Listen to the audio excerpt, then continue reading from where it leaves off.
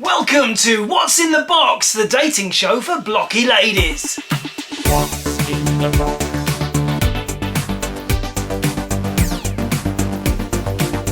I think I love retro games. What's in the box?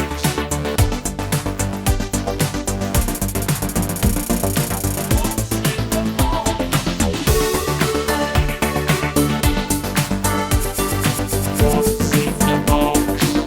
I think I love retro games. What's in the box? What's in the box? I think I love retro games. Hello! Yeah. Hello! Yes, it is me, it is Jace at Retrogames! Yeah, it's me! I'm still here, I'm still making the show. What's in the box? You all want to know what's in the box. Here's the box. I really should get myself a new box, shouldn't I? Some big lavish velvet covered treasure chest, which, you know, makes the Zelda music when you open the lid, but if anybody wants to make me one, I'm up for it, I'll pay you some money for materials, but not labour. It's got to be a labour of love if I'm going to be interested. Back to the Blocky Ladies. No, hello, welcome to the show. Another week and another time to see this wacky dude go on about old games, because that's what this show's really about. It's about blocky games. It's not about Blocky Ladies, blocky games. Have you had a good week?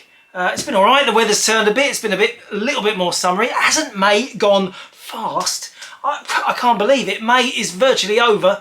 It didn't take long, did it? That was a quick month. I think in the history of months, that's one of the quickest of all time. That's probably my third ever quickest month, and I've had a lot of months. Okay, you can probably tell I've had a lot of months.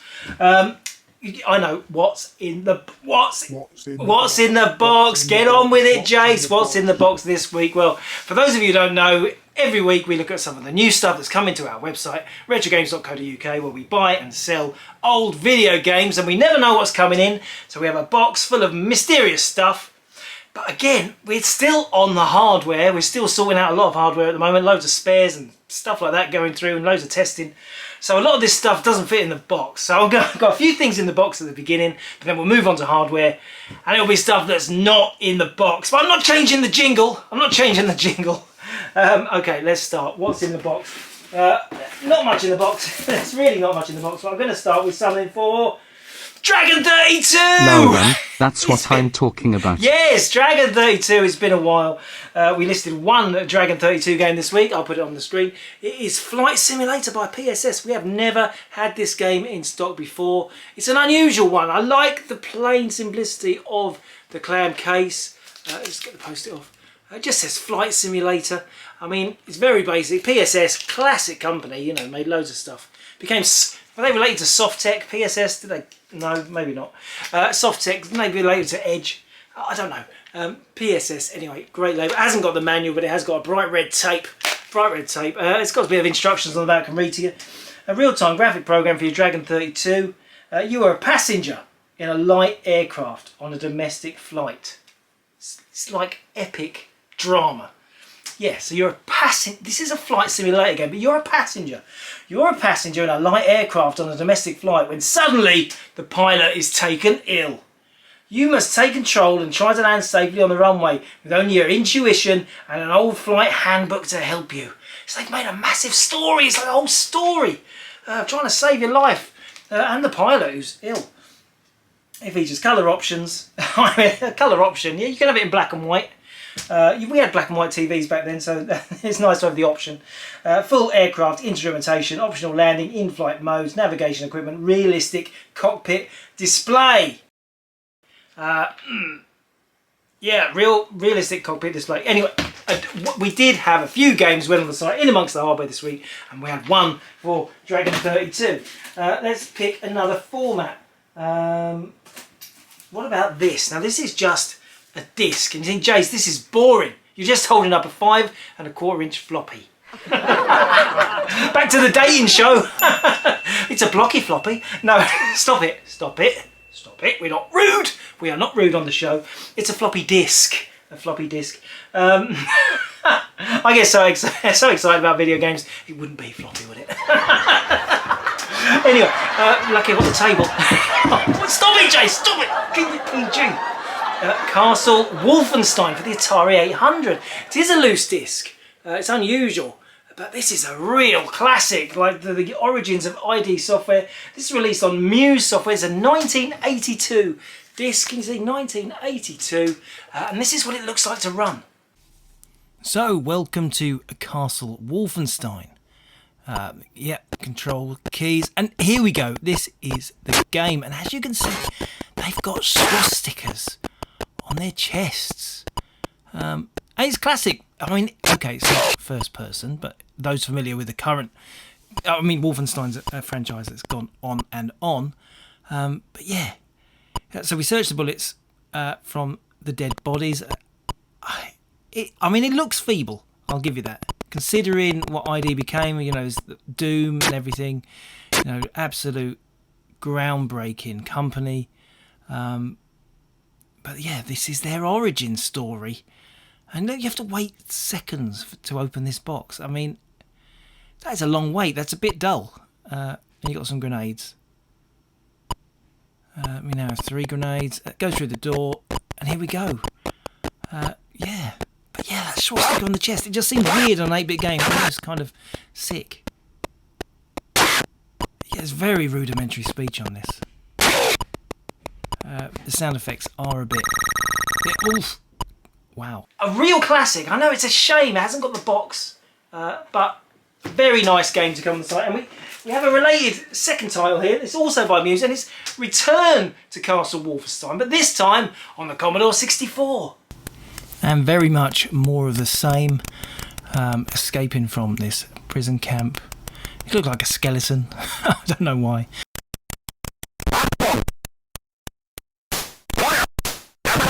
And yeah, that is a guy in an SS uniform. It seems kind of sick in 8-bit graphics to do these. And what's the point of putting your arms up if you just shoot them? I mean, pointless. Isn't it strange? So the origins of ID owe more to Atari's Berserk, which basically this game is Berserk, to anything else. Super rare. These are super rare games, but sadly they are loose discs. They're still originals, still original discs, authentic. But yeah, what can you do? What can you do? I'm not going to find a replacement box and instructions for those games. That is going to be a tough ask. What else is in the box? Well, we got some 3DS stuff. We have listed quite a lot of 3DS stuff this week. We did list some games, including this one, and this is Stellar Glow.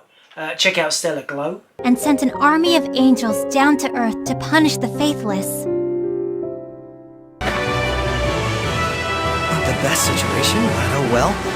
Stay behind me, Lizette.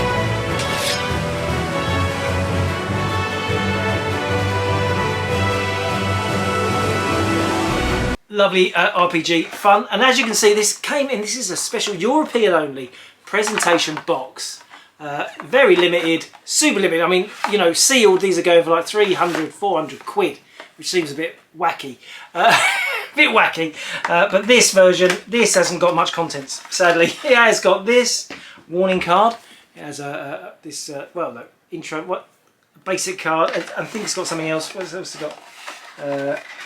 I think it's got the same card but in another language for Europe. And then it's got the cartridge. And that is it. So it's got the lovely box, but it hasn't got the proper full manual. And it hasn't got the case that goes inside this. So, you know, it's a bargain if you've got a copy of the original game to put in it. But this is a sad thing is we couldn't just use the original Stellar Glow box because it is a slightly different inlay design on the version in this box set. So, again, incredibly hard to make this perfect and complete. You know, we'd hold it for a long time, so we've listed it rather than hold on to it forever.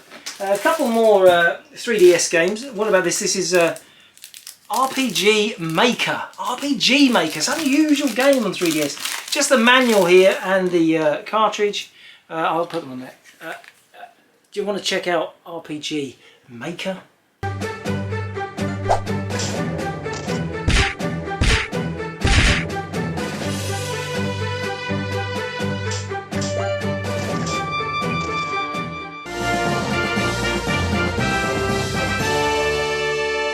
Yeah, so, you know, this must have been from a special edition because this manual is far too big to fit in a 3DS case. So yeah, unusual but an interesting game. Everyone likes making their own games, don't they? Still, I mean, you've got to have a bit of time. You know, back in the day, you had a quill. You make your own adventures on the Spectrum and the Commodore. You had 3D Adventure Creator, 3D Isometric Game Creator by CRL as well. You can make little games. You've got a shoot 'em up construction kit. You could make your own games within a game. But have we got time for that? Have we got time for that? There's that amazing thing on PS4, isn't there, by the Media Molecule, you know, where you make any sort of game you like, but just by pointing and grabbing and twisting things around. Fantastic fun, but I always got the time. Sadly, we live such busy lives now. I need to be 14 again. If I was 14 again, oh, I'd be having some fun building stuff in games. Here's another one for you, another classic. This is Shinobi for the 3DS. What's that like on 3DS? Check it out.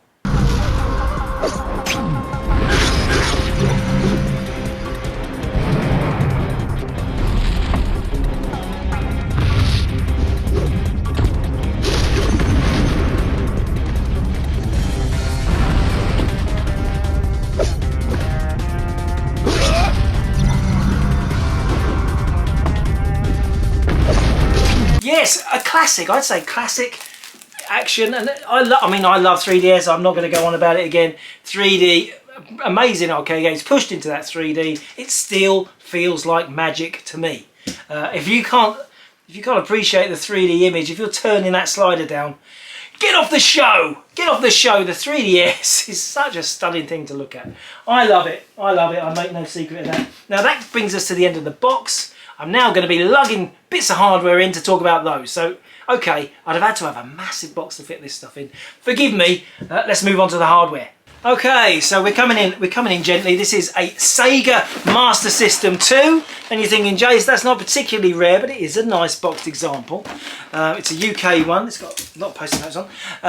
It is a UK one. It's got built-in Alex Kidd. Let's put it on the top screen. I wouldn't normally just pick a standard console to show you, but this one has been modified, and I know we keep showing modified things. Oh, this was all lovely and neat in the box, and I've made it all messy. So we've got the manuals, we've got the warranty, we've got Sega. Oh, we've got a nice glossy brochure. Ooh, exciting! Ultimate Games, yeah, brilliant. We've got a setup guide. It's got all the gumph.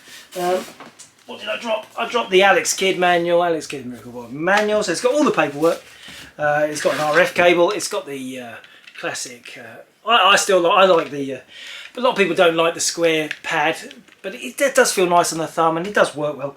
And here's the console. It's in very nice condition, and it has been modified. And here you can see on the side we have a little switch which you can switch between 60 Hz and 50 Hz mode, so you can get this to run a lot sweeter, faster as well than just a general normal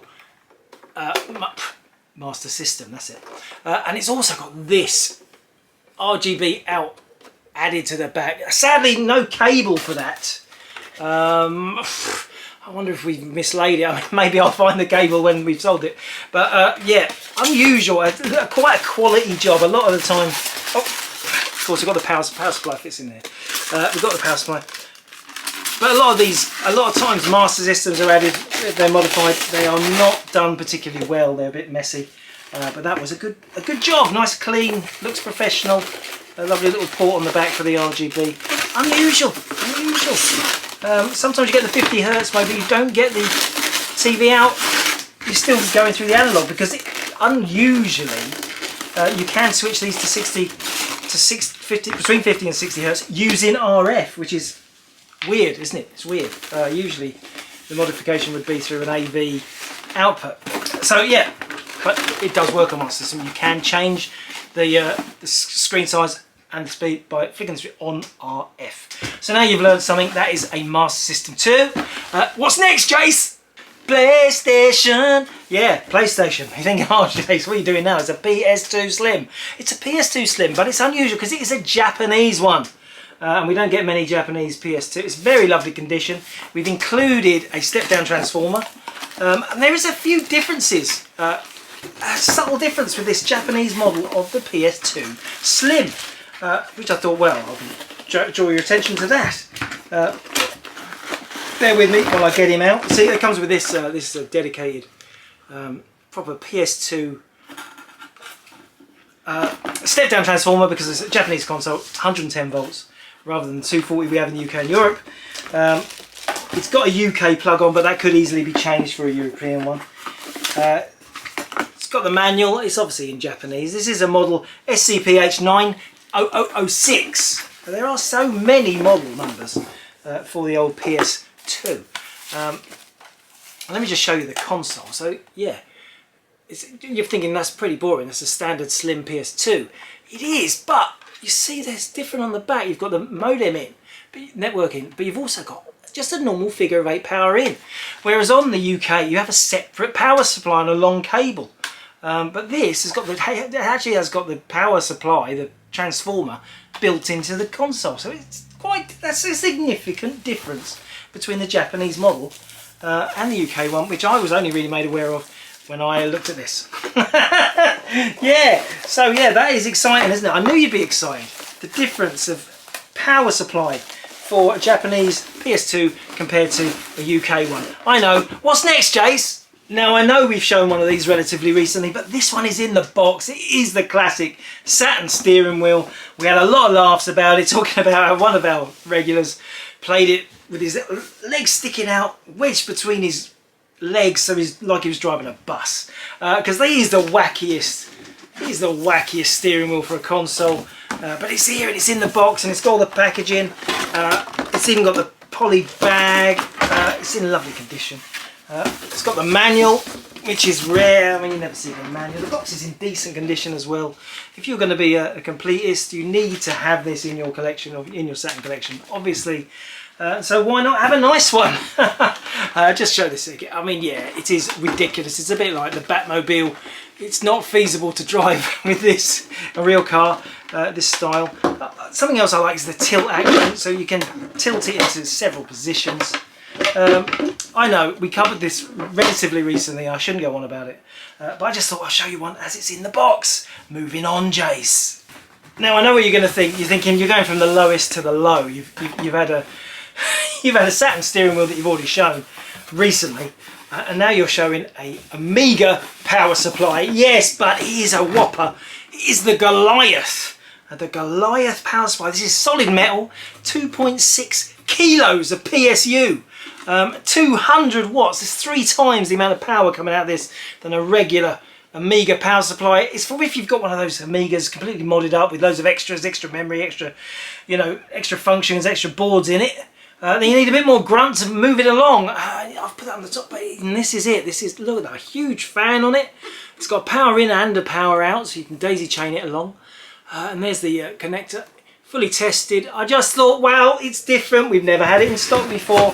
I'm going to show it on the show, but it was boring, so I'm going to move on quickly. Okay, now here's a computer that I don't think we've put on the show yet, and it is an Atari. Atari in the house. Atari, yeah, Atari's in the house. An Atari 400. Yes, the original 400. I'm going to get it out of the box. Awkwardly has its power supply. Its aerial cable built in, not a power supply. But look, oh, it's nice. Isn't that a lovely tone of beige? I mean, beige with brown keys and orange highlights. You don't get more retro than that. Let's just show you close-ups on the big one. Look at that. That is lovely, isn't it? It's such a beautiful shape. It's kind of got a real space-age wedge, isn't it? Got your power on there. That's your connector cable. That connector socket is for the cassette or for the disk drive. Just a little crack at the back. This is a little crack in the casing, but other than that, it's a really nice example. And of course, we go on about the N64, but no, the Atari 400 had 4 controller ports. Yeah, Take that, Nintendo. And I love doing that, flipping the lid. Let's pop it open. Hey, there it is. There's the mouth of glory. A glory hole, if you will, where you slot your cartridges in there. And I love the way that this computer, when you're testing at a 400, you plug your cartridge in, you open the lid, it turns itself off, you plug the cartridge in, and it powers the machine up. So this actually, without this lid down, the machine does not power on. It's a great way of preventing you pulling cartridges in and out of a socket with it turned on, because that can damage hardware really badly, as a lot of you will have found out. But yeah, I'll do one more time for the camera. Just, you ready? 5, 4, 3, 2, 1, eject. Yeah, it's always fun. It is always fun. Yeah, what's next, Jace? Okay, now you get excited. What about this? Yes, an Apple IIe. E's are good. E's are good. Apple IIe's are good. Yeah, I made that up. Yeah, I made that up. This is a classic Apple computer, and we all know Apple. We've all got the phones. You see my watch every week. We all love Apple, do we? We all pretend to hate Apple, probably, don't we? But anyway, back in the day, there's the Apple I computer, was their first computer, worth about £1 million. And sadly, nobody's ever sold one to us. It's a shame, because retirement beckons. I would love, if that came in a box of junk, and it was an Apple I. But no, the Apple IIe had a release in Europe. A little bit of popularity, tiny bit of popularity in Germany. I believe it was about £800, £900 when it came out. Very, very unsuccessful in the UK. This is a UK model. So that is unusual in itself, because usually it's sold well in America. It's a big computer in America. It did hold its own. They must have had more money than us. Well, who doesn't? But yeah, anyway, the Apple II, let's put it on the big screen. Now, we've had this knocking around the warehouse for years, but about 10 years, waiting for me to test it. And I finally, as we've been sorting out hardware, so much hardware, finally got round to giving it a bash, and was thrilled when I plugged it all in and it worked straight away. And I was like, oh, brilliant. And I just went to see if I could find any software or anything I could get, test it around with. And then there was a massive bang! Yes!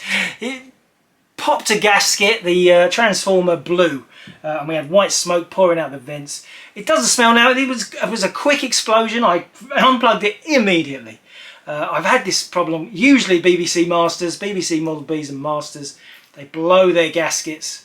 But no, sadly, this Apple II did it as well, and it's such a rare machine. It's sad. It's sad. But anyway, it's not working anymore. Let's just say I didn't plug it in again. But let's just open it up and show you inside, because these have a detachable lid. I mean, if you're unfamiliar with the Apple II, this is what they look like inside. I'm going to hold it up, don't worry. And you see this one has got a lot of stuff going on. It's got loads of boards. It's got an expanded memory board. It's got the keyboard board. It's got a disc controller board, so you can connect a disc drive at the back. Yeah, it doesn't look like, that big gold thing is the PSU. I mean, you can't really tell. It's not smoke damaged or anything. It was quite a simple blow. And then we've got all the ports on the back, and you can see it's got a modem port. Yes, really rare. You can actually plug this thing into the internet, well, if it worked. And so we've got what we've got then: RS-232 serial, parallel port, serial 2 port. Looks like a joystick port, mouse port. You've got cassette in port. You've got RF out port. And you've got the power and the power switch, and that is it, and that is an Apple II. What a shame that it wasn't up and running, and I could have given you all a bit of a demo of it. But maybe we'll get another one soon. What's next, Jace? Now, what about this? Oh, do you know what this is? Yes, Commodore fans, here's a Commodore 128D. It's a flipping heavy thing, 10 kilos this thing. Oh, it's like weight training. Oh, God, it's a monster computer from the legends that are Commodore. It's what you've been waiting for. Yes, it's a 128K version of the Commodore 64, aimed at professional users. Now, the D version, D stands for disk drive, because you can see it has got a built-in. If I can lift it, I'll get it on the top camera. Bear with me, I'm old, bear with me, come on. Oh, there we go. So there's the disk drive. And there's the logo there, Commodore 128D personal computer. Yeah, so like one desk, you put the monitor on the top probably. It has this. I'm going to show you this. Even though this thing weighs a ton, it is the handle of glory. You can carry this around. I mean, I can't imagine a situation where you're taking this out on a train. It is just, yeah. I'm not on. That is so, for me, for someone as unfit as me, that is ridiculous. I couldn't take this. I can barely carry it in this room to show you on the video. It's insane. Anyway. You'll be glad to hear this computer works. It did not blow up. It is in nice condition. We had some sticky issues with the disk drive. It seems to boot, but nothing tends to load. Common problem with old disk drives, sadly. And let me show you the back. So we've got some stuff on the back. We've got an RGB out, which is very nice. Looks like a VGA port. You've got the RF, which is what we use to test it. It's got a video out, RGB through a DIN socket. It's got a serial out. It's got the data set, which is standard Commodore CN2, C2N. It's got a user port. I'm not really sure what the user port is, some sort of expansion, and an expansion port. It is unusual, isn't it? And at the side, let's get this. You've got your standard joystick ports. You could use a mouse on this computer. It did. It was compatible with mice. It's got the keyboard slot, and I'm going to show you that in a second. It's got a reset. Yeah, it's a Commodore 64 with it's not one, well, it's a 128, but it plays Commodore 64 stuff. And let me show you the underside, because this is what makes this computer. Can you see me? This is what makes this computer weird, and that is this. The keyboard is attached. I mean, this is, I guess, for portability. And you've got these little switches here that you pull. It's going to be tricky to do on camera, but I'm going to try. So I'm going to pull these. There you go, and there she goes, and there she lifts out, and there is the keyboard. And this isn't connected in that socket. You have to unplug it. It's got a big jack that plugs in the side, and then they're good enough to put the logo on there. All keys tested. It is working nicely, but yeah, what a beast! I don't think the keyboard's what's making it so heavy. I just think it is so heavy. But yeah, I'm gonna have fun putting this back together. What's next, Jace? Okay, now for one of my favourite consoles of all time. What's in the box? What's in the box? It is a CBS ColecoVision. Yeah, I say CBS because it is a UK ColecoVision, licensed and released over here by CBS. I'm going to get it all out of the box. All out of the box so we can talk about it. Good. This did have a manual. The manual's not been put in the box, but anyway, it is a ColecoVision. Yes, and let me show it on the top. Oh, very wonky on my table. Stop, move your table, Jace. There we go. And there we have it. These are classic consoles. This is the big rival to the Intellivision and the Atari VCS. I mean, it looked like a piece, more of a serious unit to be under your TV. I think it's, yeah, I mean the wood effect of a VCS nice, copied by the Intellivision, but this is going for that nice black, clean lines, shiny chrome, looks nice, top loader, like the band, but it suffers because these controllers, they're not great. Yeah, those of you who know, so you've got a direction. It can use this as a paddle, not many games did, and then you click these for the fire buttons on the side. It's not a natural hold. It's not, and then you use a second hand to move the joy. I mean, it's okay. It's okay. I mean, it's a bit like, who said that recently? Someone said you had to get used to the controllers on in television, which are even worse. But it's okay. It's okay. It's responsive enough. It has little key cards that go in the bottom, so they slide in. Like some of the games have like little key cards with extra controls, just detailed. A bit like the Intellivision. They overlay mad. That generation, they were overlay mad. But yeah, the Coleco controllers, not the best, but they are separate joystick ports. I don't think there is a third-party Coleco. Maybe there's some new ones. Maybe someone's remade Coleco controllers because they are regular Atari ports. But obviously with the keypad, and that's a lot more complicated than just using any Atari-compatible joystick. So you can't really use any of those. You have to have Coleco controllers. It's quite simple other than that. So you've got the power switch, and then at the front you've got this. This is the expansion module interface, which is amazing. A little drawer, forward thinking. They could make devices that plugged into the ColecoVision. Before we move on, I will say the standard game that came with UK ColecoVisions was Donkey Kong. And you're thinking, well, what sort of version is that compared to the arcade? Well, let's check it out. So here we go then, a Donkey Kong on the ColecoVision. And it really did feel like you were getting a slice of the arcade at home. Let's just check this out. I'm going to compare this to the arcade machine. Okay, now this whole intro, this is from the coin-op. This whole intro, boom, boom. Yeah, that's missing from the Coleco version. I don't know why they could have done that. Same tune. Now you might notice there's actually more girders, there's more levels in this version.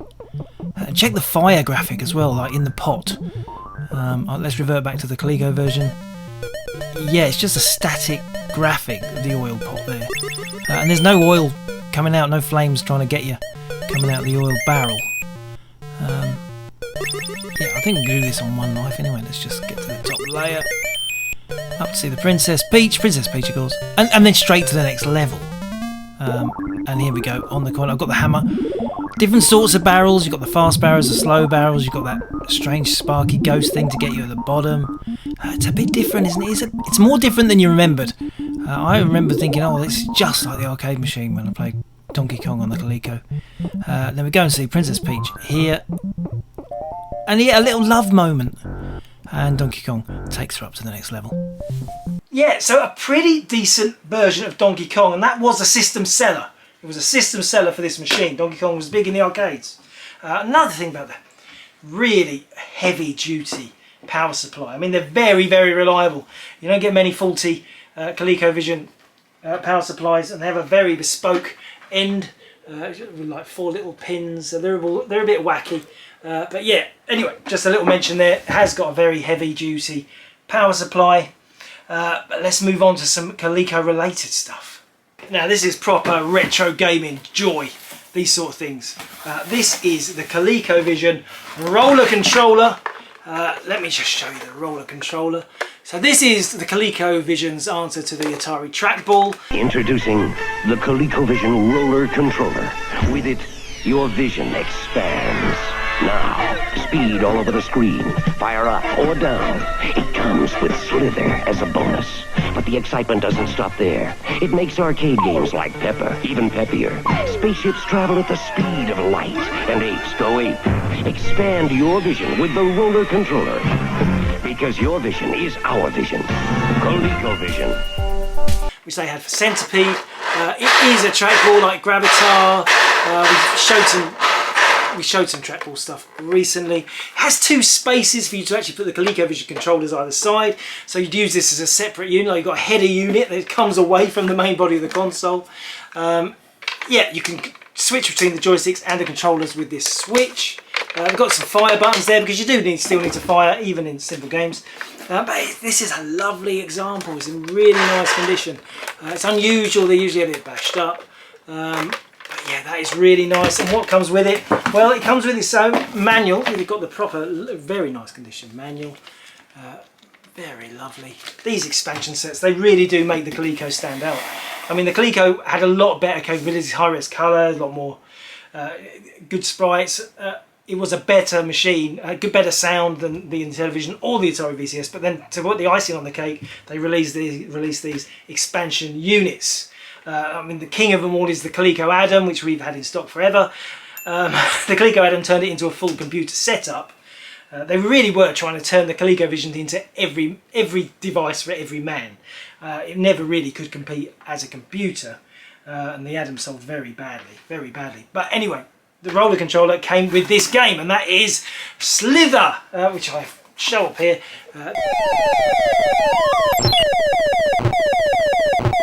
Yeah, so yeah, obviously it's their answer to Centipede, but what a classic game. And what I do love it when a game comes out with a specific controller. I mean, isn't that retro gaming heaven? You know, a bit like the bongos on the GameCube. You know, I know several games came out and they used the bongos. Yes. But when a controller drives the sale of a game. And it started years ago, and this is one of those, you know, the Coleco's home to that, you know. You know, don't you? You know. Yeah, so if you already know, stop watching. What's next, Jace? Well, here we go. This is another Coleco expansion unit in this week. And it's these. Oh my God, the Super Action controllers. And I've wanted to have these on the show for ages. Just put that over there. These are huge. I mean, they have got to be some of the biggest controllers you've ever seen. They've got let's show you. So yeah, you've got on the top, you've got your joystick, you've got a spinner, you've got the keypad, and on the grip you've got 4 buttons for different fire functions for different games. I mean, sadly not many games use these. There's a baseball game. Introducing the ColecoVision Super Action Controller Set. With it, your vision expands. Now play all ColecoVision games and new Super Action baseball, boxing, or football. Plot strategies in advance, offense or defense. It's the first controller to move 4 individual players at once. And you get Super Action baseball with multi-screens as a bonus. Expand your vision with the Super Action Controller Set. Because your vision is our vision. ColecoVision. But there's the game that came with it, and that is Rocky, and I'm a big Rocky fan. Who isn't from my age, my generation?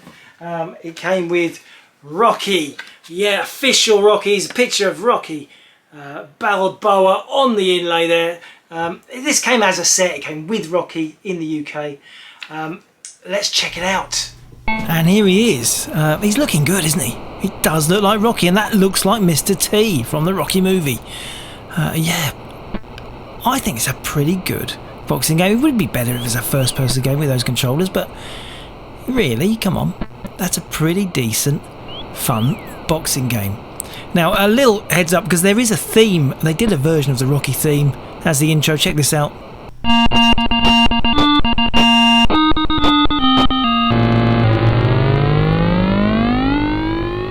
Yeah, and the theme ends before the good bit. Yeah, so you're literally punching with the controllers. Boom, boom. I mean, I want to smash them together, but you know, they're such lovely condition, these ones. So tactile and so huge and so retro. I mean, they just wouldn't make controllers like this now, would they? They would. 1983, yeah, we can make this stuff, but now they would not make them at all. I mean, if you're using both controllers, you can't do the joysticks. What are you going to do? Do the chin? Do a bit of chin joystick action? It's strange, isn't it? Strange. And this one is really rare because it's even got the paper card inlay, overlay, which goes over the keypad, giving you the instructions. Punch head, punch body, block and duck. So yellow to punch head, red to punch body. So use all those controls on the side. Purple to block, and then blue to duck. And I'm not being funny, but that is really hard. So you're using your fingers to control all the different moves of the game, and that's going to take some learning. That is not a natural way of playing a game, which is probably why it sold very little. What's next, Jace? And possibly the most famous expansion for the ColecoVision is this beautiful steering wheel set. I think we've shown one of these unboxed, but this is a beautiful boxed Coleco driving set. Oh my goodness, look at that. Fabulous. And I'm not wrong in saying I don't think that this was the first UK machine to come out that included a steering wheel.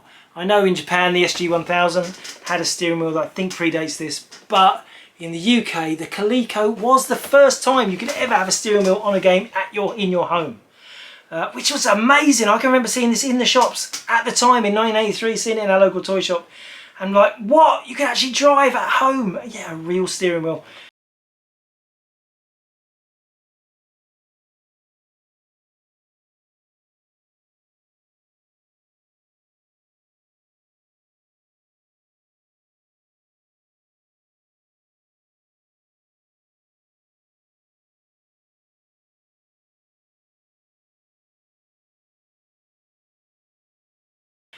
It seems crazy now because there's so many companies making steering wheels for every single format, but this was the first one. This was the first steering wheel for a home console in the UK.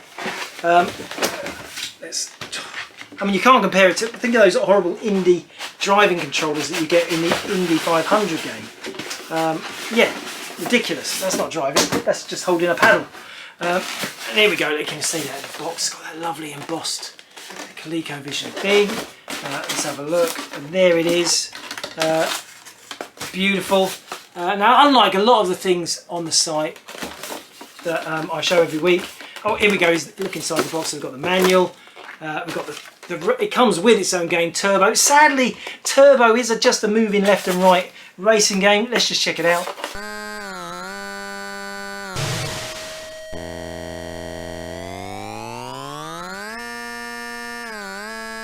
Yeah, so there is Turbo, the cartridge that comes in the box. It is a Sega, yes, Sega.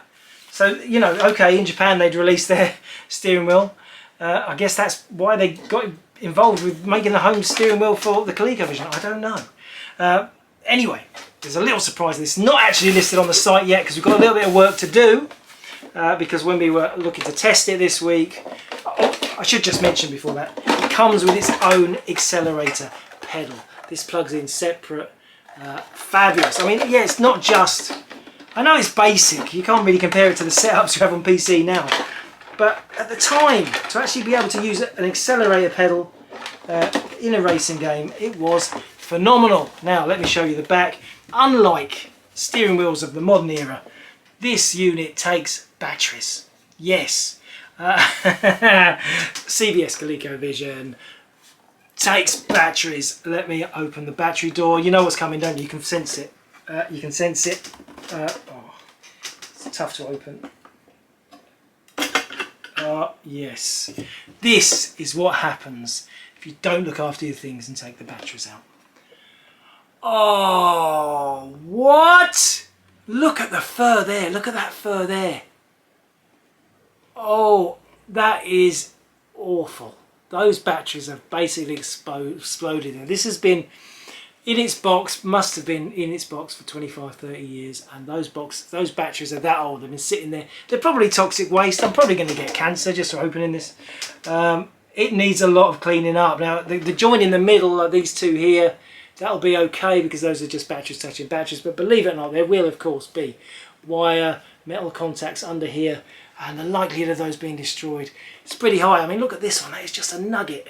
It's just a solid nugget of acid, blobby acid. So yeah, it's such a beautiful thing, a lovely box. We're probably going to end up selling this as non-working, I would have thought, because there's going to be some disturbance when I try. Should I try and pull the batteries out for you to see? Shall I?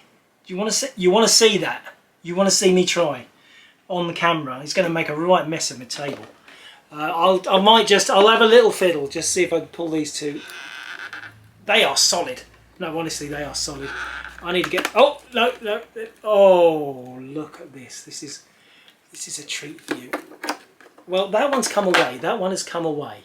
It's got a strip of acid on, and look, that contact is clean. That contact is clean. That is a good start, and it's freed up the wire. I think it has freed up the wire if I twist it maybe a little bit. With a bit of, I think that contact's going to be okay. With a bit of cleaning. Oh, that is good news. But let's try this aside. I'll try and get these two. They are solid. No, these two are solid. No. Oh, got it under my nails. Oh, got it under my nails. Don't eat your fingers. Someone told me off for eating batteries earlier, recently. I think they're right. I'm not going to eat these batteries. These are disgusting. Yeah, so Duracell, not so good, are you? I thought you were good batteries. You are evil batteries.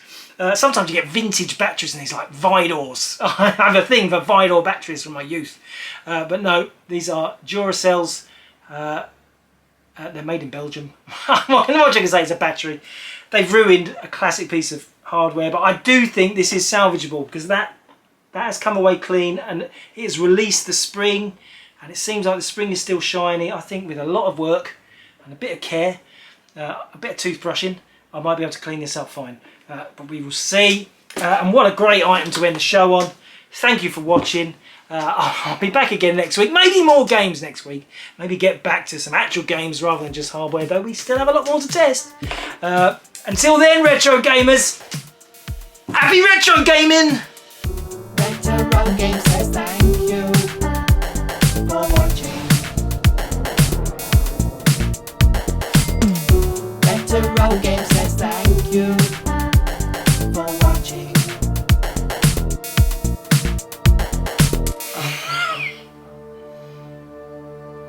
never hated a battery as much as I hate this one.